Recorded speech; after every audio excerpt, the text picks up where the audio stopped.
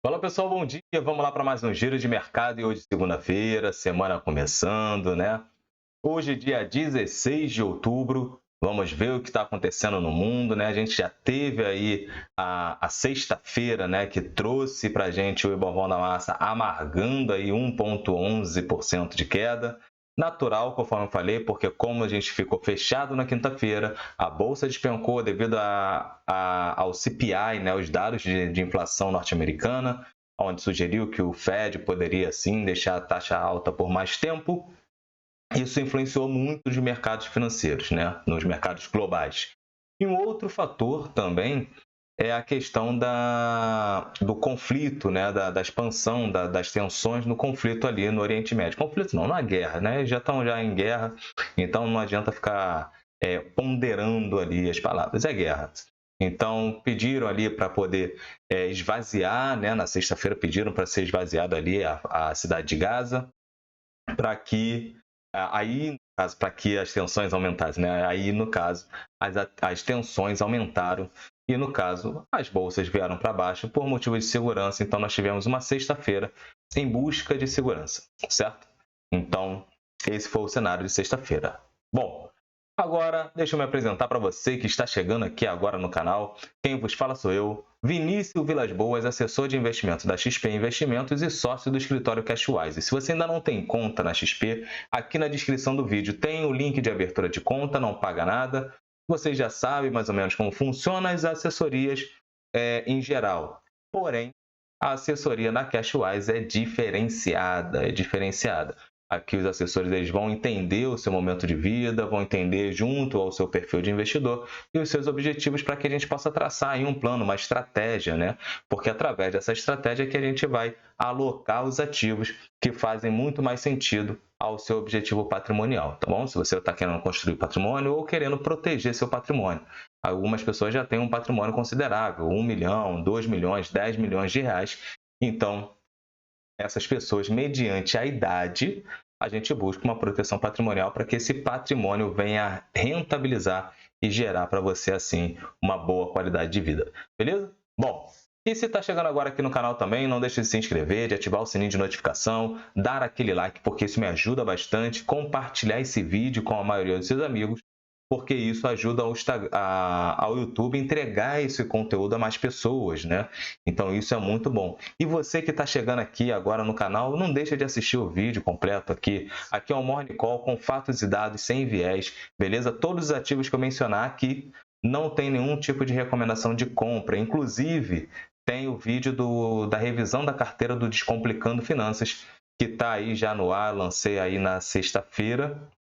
Então não deixe, na sexta-feira não, desculpa, no sábado. Então não deixe de conferir que está muito bacana, beleza? Bom, agora vamos aqui para o vídeo entender o que está acontecendo. Ásia e Oceania fecharam majoritariamente no campo negativo, muito refletido pelo que aconteceu na sexta-feira nos mercados, né? Lembrando que quando os mercados azedaram, a bolsa na Ásia e na Oceania já estava fechada. Então, naturalmente, eles acabam seguindo, né? Ainda mais que os fatores externos são os fatores que estão pressionando, movimentando as atenções dos investidores no geral, certo? Então, como a escalada das tensões ali, né, nessa guerra entre os palestinos, né, no caso, e o Hamas, desculpa, e em cima de Israel, isso acaba escalando. Depois, quando foi solicitada a retirada, né, das pessoas da cidade de Gaza,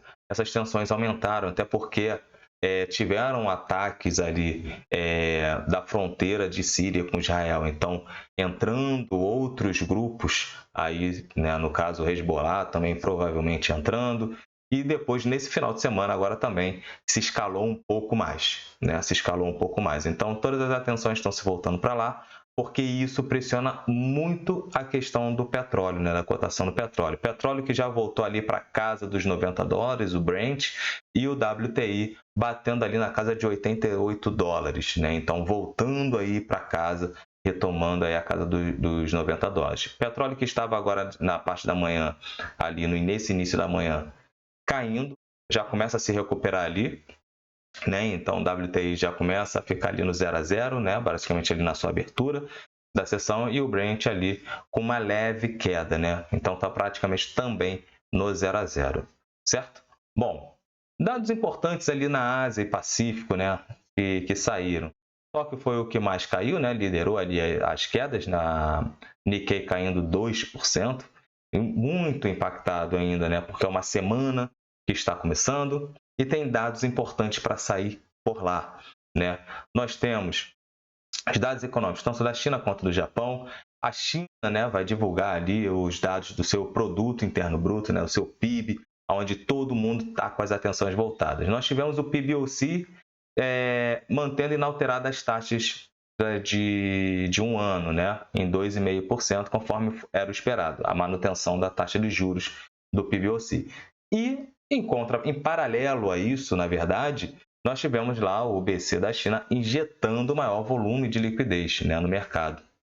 Então, chegando na casa aí de 39,6 bilhões de dólares, né? Então, isso mostrando que a China tá buscando o crescimento dos 5% aí ao ano, né? Vamos ver o que vai acontecer. Vai sair o PIB da China. A perspectiva é que esse PIB tenha uma leitura mais baixa, né, de 4,4%, isso visto pelos economistas que foram ouvidos pela Reuters, né, então abaixo ali dos 6,3% do trimestre anterior. Vamos ver como é que vai se dar. Se o PIB vier com uma leitura positiva, isso pode se refletir nos mercados, né? Isso pode se refletir nos mercados, até porque agora também está vindo a temporada de balanço lá nos Estados Unidos, e isso influencia bastante, porque as bolsas vieram fazendo realizações, mas ninguém é bobo, né? Tem o conflito no Oriente Médio que pode impactar as inflações no mundo? Pode, por causa do preço do barril do petróleo, né? O petróleo é a commodity mais utilizada no mundo, então isso impacta na inflação. Porém, impacta numa parte da inflação que a gente sabe que não é permanente. Não é permanente. Uma hora esse conflito acaba, uma hora essa guerra acaba. Então, as ações que vieram caindo devido, né, empurrando os índices para baixo, essas ações começam a ficar mal precificadas mediante os seus resultados e os resultados que acabaram jogando elas também para baixo, que um dos direcionadores do início do ano, foi ali o crescimento da China, certo? Então não percam isso de vista, porque isso se abrandou um pouco mais devido à escalada das tensões da guerra, mas aí é somente noticiários, né? Lá no nossos fóruns, né, de debate na Cashwise, o Solon botou uma questão lá bem interessante sobre ler notícias, certo? Critiquem um pouco mais, não só recebam a notícia. Critiquem, tirem as suas conclusões para evitar que vocês sejam manipulados, né, pelas notícias, porque hoje o jornalismo está muito mais de opinião do que simplesmente fatos e dados. Por isso que eu quero trazer para vocês somente fatos e dados, sem nenhum tipo de viés. Vocês é que têm que tirar as conclusões de vocês, beleza? Bom, os dados de inflação de setembro vão sair ali na casa de sexta-feira, né, do Japão. Isso antes da reunião do PBOC, e o Banco Central da Coreia do Sul também vai anunciar a sua taxa de juros, né? Então vamos aguardar ali.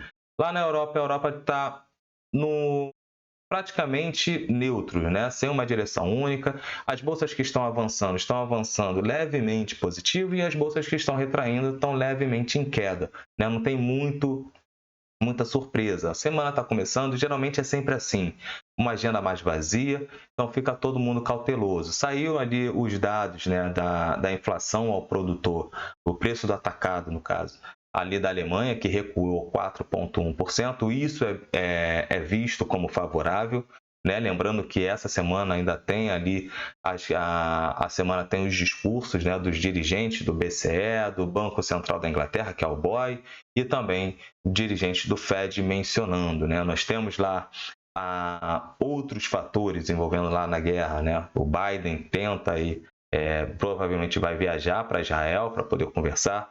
Ele achou um erro, né, a tomada de Israel, Israel tomar Gaza, então seria um erro tomar aquele território. Vamos aguardar o que agora os agentes políticos no mundo vão tomar de posição para uma escalada nessas tensões ou não, certo? Então tem que dar uma olhada em relação a isso. Lá nos Estados Unidos, futuros americanos tendenciando uma abertura positiva, né? E isso é muito impactado ainda pela temporada de balanço. Nós tivemos aí os balanços dos bancos, né, das instituições financeiras que vieram positivas, né, JP Morgan, Wells Fargo. Então, eles tiveram uma boa leitura, foi bem positivo. Até porque a gente viu ali na sexta-feira, conforme eu tinha mencionado, que os bancos estavam buscando muito dinheiro lá com o Fed para poder fechar os seus balanços diários ali. Então, se eles estão buscando com o Banco Central, né, e não buscando entre eles, quer dizer que o balanço não estava tão sólido assim, certo? Mas isso, dados de agora. O que a gente está avaliando, o balanço dos bancos foi do último trimestre. Porém, o último trimestre é que vai tomar, a pessoa vai atualizar os seus valuations para ver ali, e na verdade o mais importante seria ali o beta, certo? O quanto vai estar de oportunidade e de risco, certo?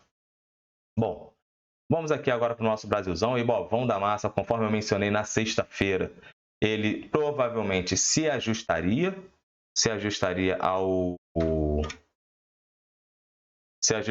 ao mercado externo, né? Porque na quinta-feira nós estávamos com a bolsa fechada e tivemos ali a leitura do CPI, né? Na quarta-feira tivemos o PPI norte-americano e eu mencionei. Galera, o pessoal vai olhar o PPI, vai gerar movimentação? Vai. Para a galera do curto prazo, que gosta de gerar ali no dólar, no índice, ia gerar movimentação. Porém, a cereja do bolo é o CPI, certo? Porque é a inflação que o Banco Central controla, busca controlar. É a obrigação do Banco Central controlar ali a inflação. Então, o país ele precisa crescer. Para crescer, as pessoas precisam consumir, né? O governo precisa investir ali, a população também precisa aumentar ali seus investimentos, né? Tem muita parte ali em relação a consumo e produção, certo? Ali na fórmula do produto interno bruto, né? Do PIB. Só que esse crescimento, né? Onde tem a parte ali de consumo, esse consumo precisa ser controlado, porque se você consome demais e tem uma inflação, a sua moeda ela perde valor, né? Perde poder de compra, poder aquisitivo. Então, isso é ruim para a divisa de cada país. Então, o papel do Banco Central é controlar essa inflação. Então, o país ele vai crescer, porém tem que crescer com uma inflação controlada para evitar que a sua moeda se desvalorize, certo? Bom, então, como o CPI veio com uma leitura mais forte, aumentando as tensões ali de que o Fed poderia manter as taxas de juros altas por mais tempo, isso acabou trazendo as bolsas para baixo. Depois, na sexta-feira, teve aumento da escalada lá nas tensões na guerra ali, né, do Hamas com Israel. Bom, o que aconteceu com o nosso Ibovão da Massa? Cedeu 1,1%. Estamos ainda dentro do caixote, porém, lembra que eu falei? A média móvel de 10 períodos está cruzada para baixo. Podemos ter uma lateralização, esse cruzamento lateral horizontal aqui, né, praticamente, que é o que a gente viu e vê lá no semanal, né? Vou até botar aqui o semanal para vocês. Opa, estava clicado lá no broadcast. Vamos botar aqui no semanal. Tá vendo? Aonde as médias móveis elas vão cruzando para cima e para baixo, sem uma direção, sem uma tendência clara, né? Sendo que a média móvel de 200 períodos está com uma leve inclinação para cima. Natural, a gente está brigando aqui, né? Está com uma lateralização agora na ponta alta aqui do nosso caixote e estamos nessa lateralização. Qual o ponto-chave aqui para quebrar esse caixote, né? Para baixo seria aqui na casa dos 114 mil pontos. Perdendo esses 114 mil pontos e trabalhando abaixo dele, testando ele como resistência e não suporte, aí poderemos ver uma bolsa buscando aqui, brigando para os 109 mil pontos, natural, porque ainda estamos nessa lateralização, o mercado está indeciso, não sabe para onde vai, certo? Então, muita cautela, não fiquem com pânico, porque todo mundo se anima quando está aqui em cima, né? Então, todo mundo quer entrar na bolsa. Aí, quando cai e dá a oportunidade da galera comprar, adquirir bons ativos, né, a excelentes preços, a galera fica com medo. E não pode. Porque quando você olha, por exemplo, esses cenários aqui, por exemplo, do Covid, caraca, pô, se eu tivesse dinheiro aqui, eu estaria comprando muito e agora estaria bem pra caramba com as empresas. A gente pode ver qualquer empresa. Banco do Brasil já estava aqui, né? Vamos botar Banco do Brasil aqui no mensal. aqui no Covid. Pô, se eu tivesse aqui dinheiro, ó, lotava de Banco do Brasil aqui a R$ 20. Pô, agora aí, ó, Banco do Brasil a 50, pô, estaria com 124% aí de alta, não sei o que e tal. Quando a gente olha o gráfico para trás, fica tudo muito bonito, né? Vou até aumentar aqui.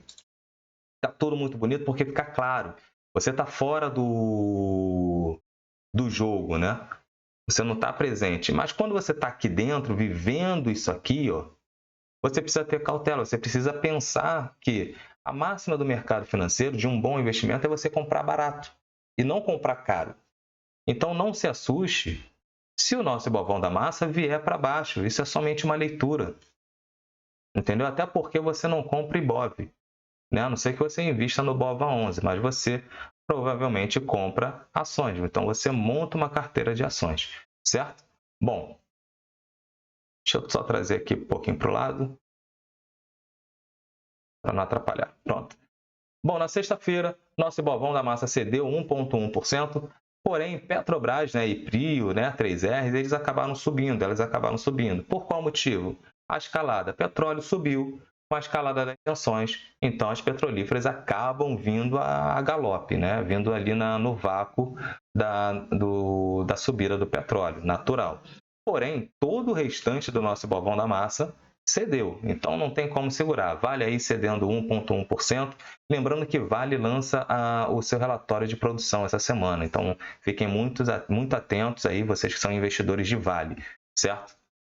A China está fazendo seus investimentos lá, ainda continua a crise da construção civil, a crise lá da imobiliária chinesa, e isso prende Vale e seus pares, certo? Não só as metálicas aqui no Brasil, mas no mundo todo. Agora, as petrolíferas, não tanto aqui quanto lá fora, todo mundo subiu, ganhou bastante terreno aí, até porque petróleo tá alto pra cacete, né? Bom, setor financeiro também cedeu bastante, né? Só Banco do Brasil. Eu fico impressionado com o Banco do Brasil, né? Não é recomendação nem de compra nem de venda, apesar de estar na carteira do Descomplicando Finanças. Carteira Descomplicando Finanças eu trato da seguinte maneira, para vocês que ainda não sabem como é que é a estratégia ali, eu pego sempre, eu não sigo o índice, certo? Mas como eu entendo que o índice tem para o longo prazo é para cima, né? Para o alto e avante, o que eu faço?